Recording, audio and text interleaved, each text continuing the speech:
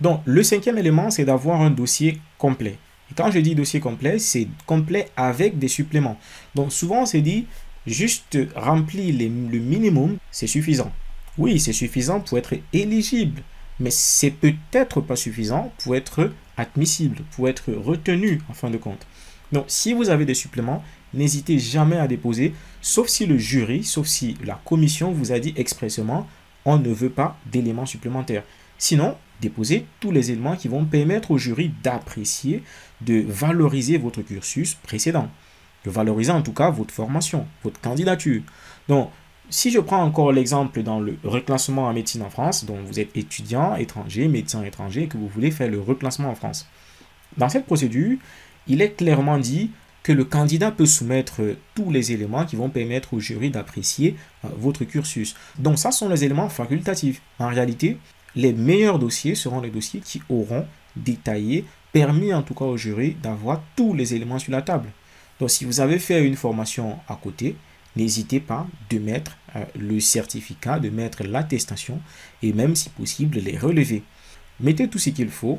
Ajoutez des suppléments. Si on a demandé 2 lettres de recommandation, pourquoi pas 3 lettres? Si vous avez 3, si vous pouvez avoir 3 lettres, mettez les 3. Si vous pouvez avoir 4 lettres de recommandation, mettez les 4.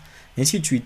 Juste faire le minimum ne rend pas votre dossier meilleur. C'est vrai qu'avec un dossier minimum, on peut avoir les éléments, d'autres éléments, forcément peuvent entrer en jeu, qui vont rendre votre dossier meilleur. Donc, ce n'est pas juste le nombre de pièces qui vont rendre votre dossier meilleur, c'est tout un ensemble de choses, mais avoir tous les dossiers, donner la possibilité au jury d'apprécier votre parcours, ce sont les éléments, c'est un des éléments en tout cas, qui permet à votre dossier d'être mieux apprécié. Le 7e élément, c'est la qualité par rapport à la quantité.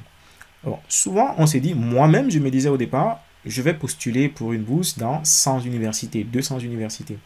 Mais en réalité, lorsqu'on commence à postuler, on se rend compte que c'est plus difficile qu'on ne pensait. C'est difficile non seulement parce qu'il faut remplir les formulaires, plusieurs formulaires, plus de 100 formulaires, mais c'est surtout difficile parce qu'il faut réadapter la candidature. Donc, si vous voulez avoir un dossier de qualité, il faut réadapter à chaque fois la candidature.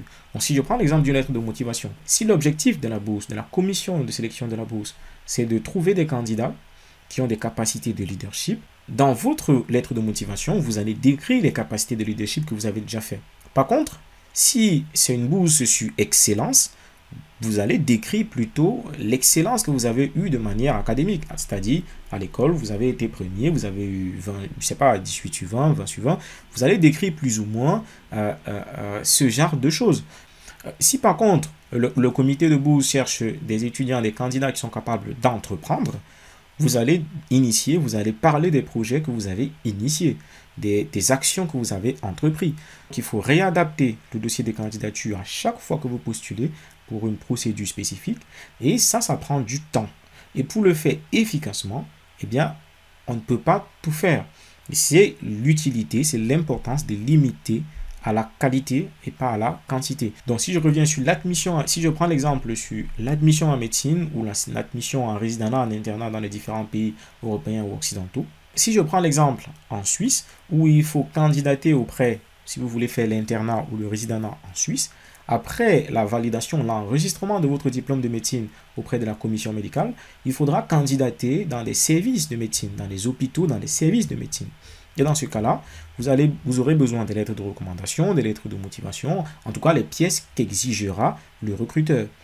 Vous voyez très bien qu'ici, si vous voulez postuler dans tous les hôpitaux suisses, eh bien vous réduisez vos chances parce que vous ne travaillez pas. En tout cas, ce sera difficile de réadapter à chaque fois, de suffisamment préparer les différentes candidatures pour qu'elles soient compétitives. Le mieux, c'est de préparer un bon dossier de candidature pour les services de médecine interne, ça c'est juste un exemple, que de préparer 100 dossiers pour tous les services, médecine interne, neurochirurgie, cardiologie, ainsi de suite.